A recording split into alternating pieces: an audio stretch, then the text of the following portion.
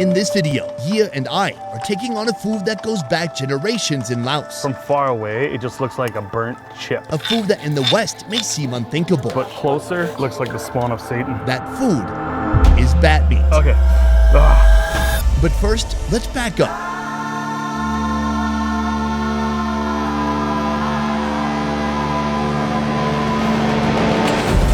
Drive north of Vientiane, you'll find this village, home to members of this country's largest ethnic minority group, the Khmu people. The Khmu are known as subsistence farmers. They grow crops, but they also forage, gather, and hunt. Dude, it's like looking at me. Does it bite? Yes. An extensive knowledge of this land, combined with resourcefulness, makes for an incredibly unique diet. I have eaten for like few times. The taste very good. Today, we're going deep into the unbelievable eating habits of the Khmu people, including bat. Dude. Wow, that is a tiny, tiny bat. Stop, you weirdo. I'm on a mission to see how a bat hunt works. The fun part is I'm gonna be right under the stream of bats as they come out. The other fun part is bats shit continuously. And how those bats are prepared for consumption. Oh my gosh, you're still looking at me. Before diving into the world of these petite vampires, Ye and I test the water with some very local menu items, starting with food on a stick that you won't find at any state fair. First is a pig tongue, right? I've never had pig tongue like this. These pig tongues take a wild ride, from boiling to marinating in lemongrass, garlic, salt, MSG, and sugar, before getting clamped into a bamboo stick and grilling to a shining brown hue. You can see it's like a sheen coming off the meat, almost like a glaze. Oh man.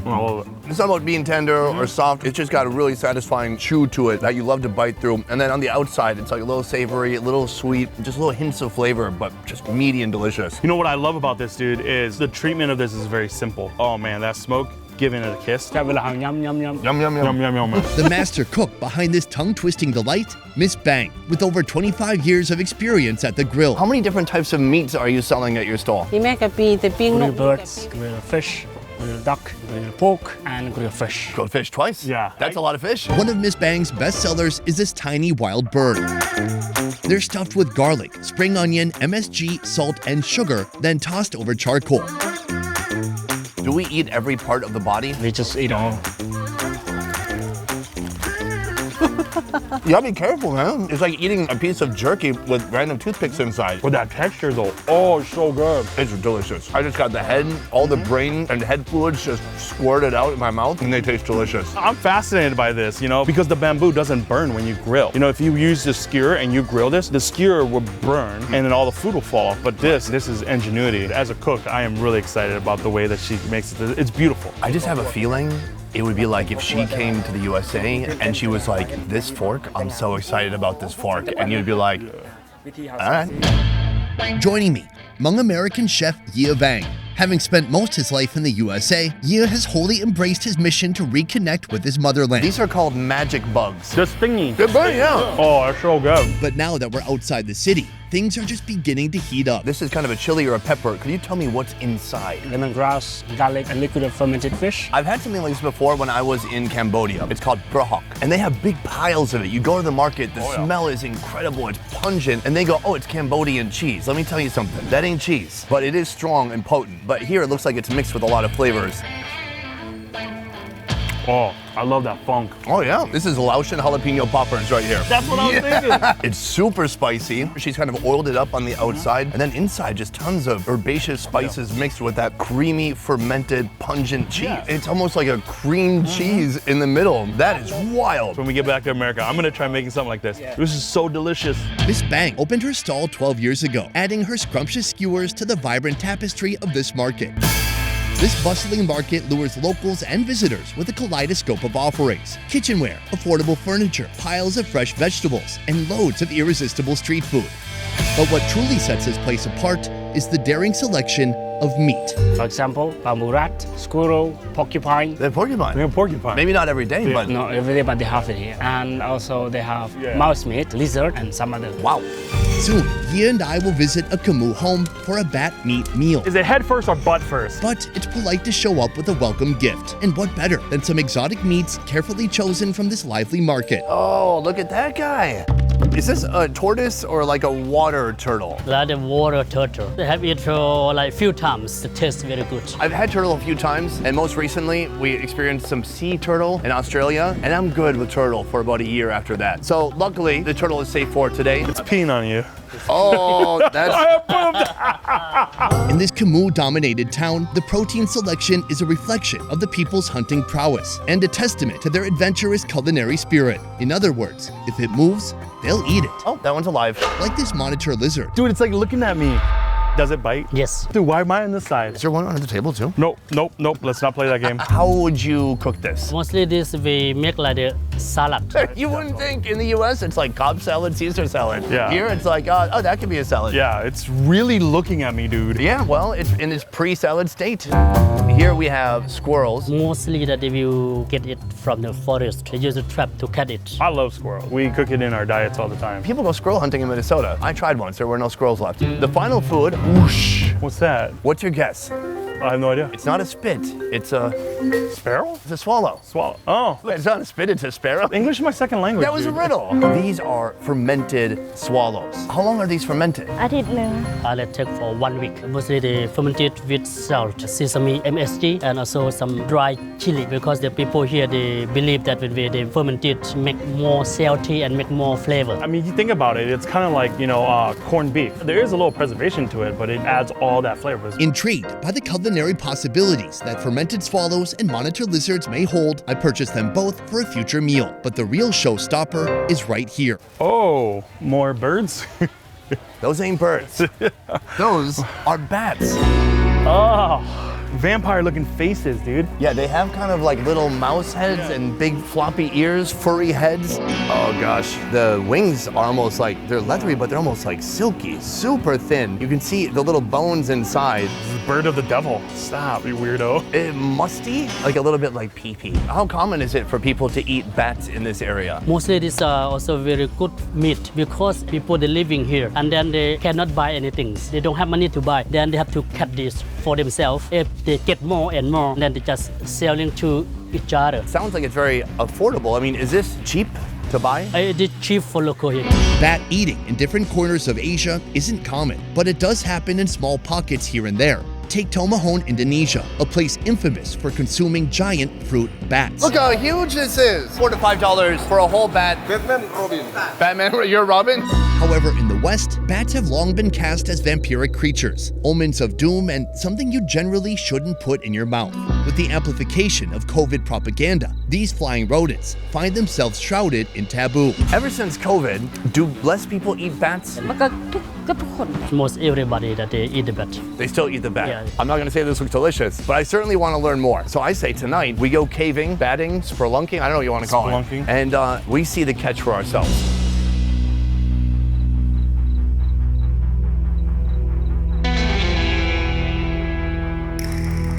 We've just ascended the mountain. This is actually like a karst jutting from the landscape here. It took about 30 minutes to get 1/3 of the way up, and we actually had to come through the cave to come here outside the cave. Inside of here, thousands and thousands, maybe millions of bats. In about an hour, a load of bats are gonna come spewing out of this cave mouth. When the bats come out, we're only gonna have about 10 minutes from beginning to end, and then they're gone, and then our opportunity is lost. Right now, we're setting up. The locals have brought their implements, their tools. They have a very simple but effective strategy for catching the bats. Let's take a look now. It's a very simple process. They have 2 long bamboo poles and they have a net, kind of a mesh in between. So these 2 gentlemen are taking some twine, connecting the net firmly to the bamboo, and then it's kind of self-evident from there. They hold it up and they wait for the bats to fly directly into the net. Problems, potential issues. The opening to this cave is huge. This is big, but it's not as big as the cave mouth. Are the bats gonna see this? Are they gonna pick it up on their sonar? Are they just gonna drive around it? I'm not sure. Any minute now, the bats are gonna leave from this cave. Somehow I got volunteered to help. The fun part is I'm gonna be right under the stream of bats as they come out. The other fun part is bats continuously. This whole area just smells like a stadium bathroom. It's just like ammonia, musty guana. It's brutal. And so soon, that's gonna be on top of me. Funny as this scenario may sound, bat guano, the fancy term for bat shit, can pack a deadly punch with a lung disease known as histoplasmosis.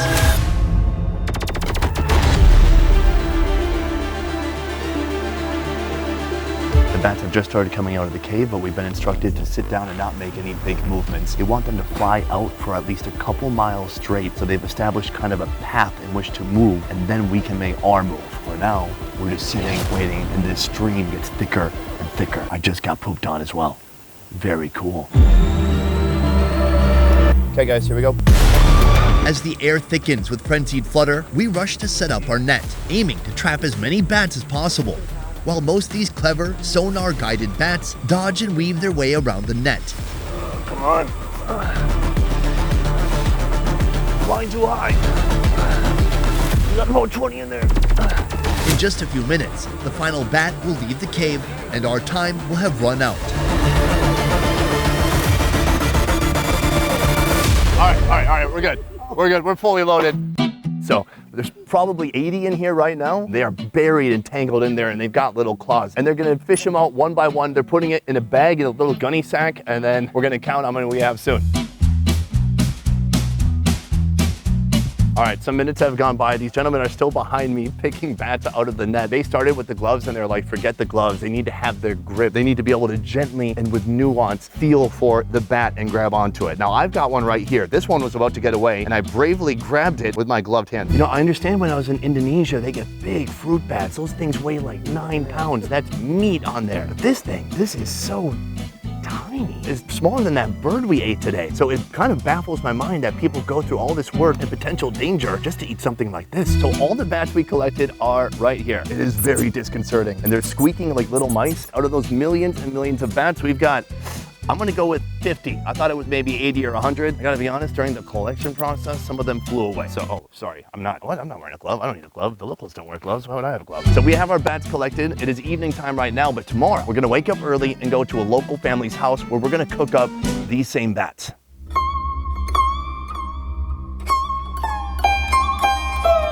The Khmu are the second largest ethnic group in Laos, making up 11% of the nation's population.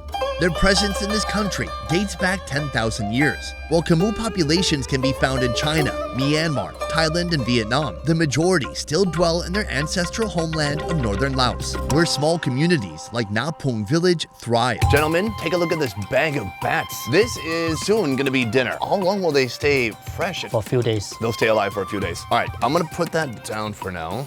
And I feel like you need to just put it all over your face too and like everywhere.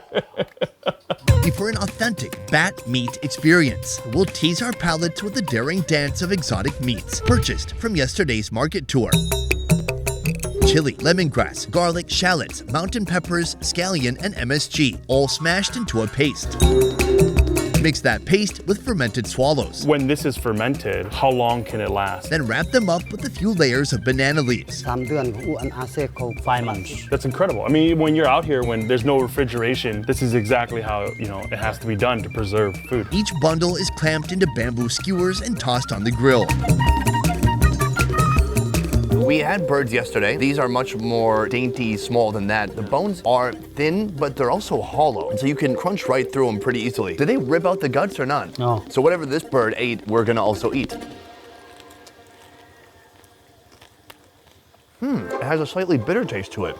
Now, is that the bug spray I just put on my hand? No, probably that too. Ooh, that has a very different flavor from anything we've had so far. All the organs are still in there, and it really creates an immensely bitter taste that lasts and lasts. It's like drinking the blackest coffee ever after you brush your teeth. Intensely, deeply bitter. Yeah, but I like that though. You like it? Yeah, I think like what we've really learned on this trip so far is like that bitterness. What hits you first? The bile is so bitter. And this is just part of the flavor profile of a lot of these people here in the mountains. Yeah, they believe that when we eat like the bile inside, that make them like more flavor, make more energy. Kids also enjoy the bitter flavor. Can eat a better flavor. It makes complete sense. No. It's as normal as for American kids eating cheeseburgers and pizza. But I think that what I love about this food is it has all the complexity of all the different flavors. Even though the sparrow has that little hint of bitterness, if I grab some herb or if I grab some more sticky rice, it helps balance it out. And so they don't need to be afraid of this, but to really learn that food is about balance. Yeah, mic drop.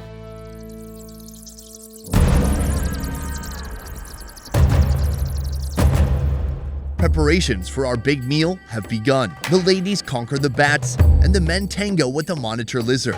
Both creatures sizzle over fire, one shedding its scaly armor. and the other torched in a fiery inferno. Initially with this recipe, I heard they're just gonna boil the bats. That to me didn't seem like aggressive enough. Now they're torching the bats, getting all the hair off, and you know, just burning off any little germies. What I love is there's this trio of women behind me looking like they've done this a million times before. It's basically like they're making s'mores over the fire. And the same rules apply. You can't torch it, can't keep it there too long, and if you do, just blow it out. Next, each of these winged rats is chopped in half. Meanwhile, the cooking crew is also busy portioning the lizard meat and boiling its skin to their desired softness. Whether it's cooking, farming, or hunting, the Khmu people thrive on the essence of teamwork like this. Unity is crucial when most of the tribe lives in small, isolated villages. Is there electricity that comes out here? No electricity here. They use a solar panel. So it's completely off the grid. It's not connected to any other part of any infrastructure. In fact, it seems like the only way people really get around are these two-wheel tractors that pull a wagon behind, right? Used for moving the people, for carry the wood and planting for the rice paddy. Used as like a buffalo. The Khmu's preferred site for a village is at the base of mountains and in forest valleys. These geographic features, plus the strategic proximity to the mighty Mekong River, unwittingly transformed towns like Na Pung into pivotal battlegrounds during the tumultuous Vietnam War, where Laos, Cambodia, and Vietnam united in fierce resistance against the U.S. Army. I've heard this name many times, you know, Nam Pua. Like my dad is like, that's our old battlegrounds. At the age of 12, Ye's father was recruited to work alongside American troops in a 1961 to 1975 anti-communist CIA operation known as the Secret War. So my father and his guys were using the river to cross back and forth, running secret missions in from Thailand to Laos. So like the grandfather, he was part of the Red Lao army that fought against my dad in this town that we're in. When the Communist Party, Pathet Lao, emerged triumphant, the Hmong people who fought for the USA were labeled as the nation's traitors, and they were doomed to death sentences. Ye's parents spent months hiding in the jungle, inching toward the Thai border, desperately escaping their homeland. Last night when we were walking up to the bat cave, I just thought about my mom's story about how they had to go hide in a cave. And I just kept thinking to myself, well, they didn't have flashlights, they didn't have anything. Right. And they just went through the dark. And they hid in that cave for over 8 days. And she said that they were so hungry, they would dig for roots on trees, they would chew on that, just so that you can create saliva, so you can swallow that saliva as your water. Do you think your father would be able to come back to a place like this? Not logistically, emotionally. I don't know, but I know that this was home for him. Yeah, I remember my dad was asked once, like, are you mad at the war? You know, are you mad at the Americans for leaving you guys behind? And the only way he answered it was, he said, it was a war. You can't control what happens. You can only control in your actions in that moment, and you have to keep moving on. So I can't come back here and be mad at stuff. I can't hold anything. Different time, different war. But I recognize the fact of what's happened. And these were the people fighting against your dad. Yeah. And we're among them now. Yes, but I think that here's the deal, man. I think that that's the greatest thing about food. Like, my father, my grandfather, some of the fathers and the grandfathers here probably fought against each other 40, 50 years ago. And now we're sitting as my dad's son, I'm sitting at the same table with them. As once was enemy, now can sit down as friends and comrades eating together. Guys, impressive meal. Can we try some of this lizard, please? So I was watching them make this, the process of making this lizard, and it's basically kind of like how I've seen my dad make lob. Lob is a traditional Laotian salad made with various spices and minced meat. In this case, minced lizard meat. Salt, MSG, and garlic join the meat in a wok for a little bit of sizzle. So this is so interesting because I remember my dad once telling me about how they would hunt for these lizards in the jungle as a boy. And I'm here right now experiencing it, experiencing everything that he's talked about. So in this moment, I'm just kind of like embracing it and taking it in. The stir-fried lizard meat reunites with its skin, which is now boiled and cut into thin strips. Add rice powder, chili powder, lime juice, fresh onion, scallion, and mint leaves and mix them up nicely. Ooh, I see the skin on there. And aesthetically, it looks beautiful. It has a very unique looking texture to it. Very thin strips, slightly scaly. It almost looks like suckers from an octopus or a squid. Yeah, the skin has such a rubbery kind of tough texture, like cartilage a bit. But it's not super tough. It's a chew. You can still bite through it. It's like hot dog casing. Like that first when you break the hot dog with your teeth? Yeah. That, but every bite. Yeah, which I love. They put so many powerful spices and flavors and seasonings on there that like I couldn't tell you what lizard tastes like by eating this. I think it tastes like pork. But what I like about this is the meat. There's no fat, and it's a very nice, clean meat. Speaking of clean meat, we have bat right here. Yeah, the cleanest. Little spawns of Satan. After torching and chopping the bats, our Khmu cooks mix them with a paste made of chili, galangal, lemongrass, garlic, mountain pepper, and MSG. Add some freshness with shallots, scallions, and dill. What do people like about bat? Is it just another source of protein? Do they look at this similar to squirrel or rat or lizard? Next, he jams the mixture into 2 big bamboo tubes. They believe when they eat the bat, they'll get the energy, get more power for working, that's more strong. For working or for romance? Even working or romance. Oh. Cork the tubes with banana leaves and leave them to cook over an open fire. Now, it should be noted that bats are not completely innocuous. Bats were the host of the SARS virus that eventually spilled over to humans, likely due to wildlife trade or encroachment on wild habitats. It should also be noted that thousands of people have eaten bats throughout history without incident. Since there's no Institute of Virology nearby this village, I feel confident that we won't be unleashing the next global pandemic from this dinner table. Have you eaten bat before? Yes. Yeah, and have you tried bat before? Since he was a child. So no big deal. Oh my gosh, you're still looking at me. And this hasn't been cleaned or anything on the inside. I mean, it's just is. Oh yeah, like the guts and stuff. Oh, okay, man, I'm struggling a little bit right now. What's your approach? I just take the wing. You don't eat the wing? Yeah. Oh, you eat the wings, huh? Oh, bro, we gotta just take a whole one and eat it. Okay, let's go. Okay. Ah. Oh. That's pretty good. That flavor's not bad. The skull, real crunchy. Yeah, all the A bit bones. bony. It's just like this little leathery skin around all the bone. And the bones crunch, but you don't feel the full force of the crunch because they're protected by that skin. Meaty, not bitter. I think I might like this more than the bird this morning. I'll take the bird any day over this. What do you think? Lamb. You like it too?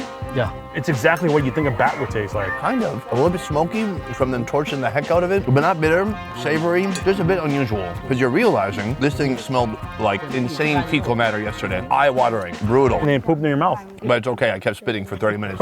I've gotten over a lot of things.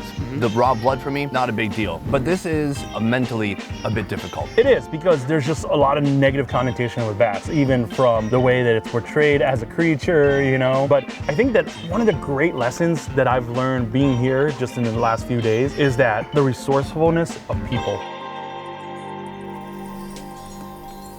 Regardless of what's out there, regardless of what kind of creature it is out there, when you're hungry enough and you need for the land to provide for you, there's a resourcefulness to gather, to harvest, and to provide for your family. That's what I think is beautiful about being in these villages. I don't come to these places and feel bad for people. I come here and I see things that are missing in my own country. I see a strong sense of community, families that are together, people more connected with nature, people more connected with their food oftentimes, given that they have enough food, people getting exercise every day, and definitely not people talking about depression, anxiety, feeling alone. None of that. If you could add one thing to your life right now that would make you be a little bit happier, what would you add? In terms of he is the head of the village, he wish that government can help connect this the electricity here. Now very inconvenient because of no electricity. Yeah. Right. The second thing, and he will be happy if what he can make more products and get more income and can develop in his family. I think that's so honorable, because like the thing that I hear him saying is for his happiness is not about him, but it's about his community. Yeah, for the it's about his family, about the people here. And so that's such a different answer to most Westerner, where their mentality is, oh, I want to make more money for me. I want to, my 401k, I want all this. It's just, I want more opportunities for everybody. Yes, to help me means to help everyone here, to lift it up. Everyone happy, community happy, family happy. He's very happy. That's amazing, yeah. Elevate your style with our brand new clothing collection. Rock out in our threads, feel the thrill of culinary adventures, and celebrate with us in style. Head on over to BEFRS.shop today. How smooth it is. I'm keeping my hand away from his mouth, but yeah. Don't put your hand by the mouth. No, I'm good. Look at. And you buy this for. Can you imagine, like, you're in the wild, you jump into a river, you wrestle this turtle, I wouldn't say wrestle. you threw it in a basket, you brought it here, you get pooped on, and all that For $5? That is wild. Where did this one in particular come from? And this living in the hole of the big trees, and then the men they go there, they catch it. But this is a job mostly for men. Yeah, for the men job. But shouldn't women also have the chance to hunt these lizards? Right? Yeah. Sure, I mean, if they want to, I don't. I guess the best part of being off the grid is you don't have to pay taxes, right? That's free. What about property taxes? Every year they pay to the government for the land of their farming. They still have to pay taxes? Yeah. I'm about to buy property for the first time, and I'm like, you have to pay every year. You have to keep paying money for the thing you own. I didn't know any of this. I'm 38, by the way. I watched too much Teenage Mutant Ninja Turtle growing up. That's a good point. That kind of ticks me off a little bit. That is a different species, though. Is it? Yeah, they're Japanese, right? No, they were in New York City. There's Japanese people in New York City. Boom! That is the end of our second video here in Laos with the Khmu people. That's wrong, isn't it? What is it? Khmu. Well, guys, that's the end of our second video here in Laos. I hope you enjoyed this journey, learning more about the Khmu people here in this region. It was fascinating to see the markets, the wild, interesting, and unique food people eat here, and to learn more about their culture. I want to say a huge thank you to VANG for flying all the way from Minnesota here to Laos to join me for this adventure. You can find him here on his social media, Instagram. That's where you can follow his fun food adventures. You'll get announcements about new TV shows that he's hosting and more. Thanks for hosting me, Sonny. Hey, man. Hey. That's it for this one. Yeah. Thanks so much for watching. I'll see you next time. Yeah. Peace. Peace. Oh, I thought we were doing this way. No, do it to me. Okay. I always do it to the guest. Oh, really? Yeah. Peace. Walk out the same way. We both walk away from each other. Okay. Jesus fucking Christ.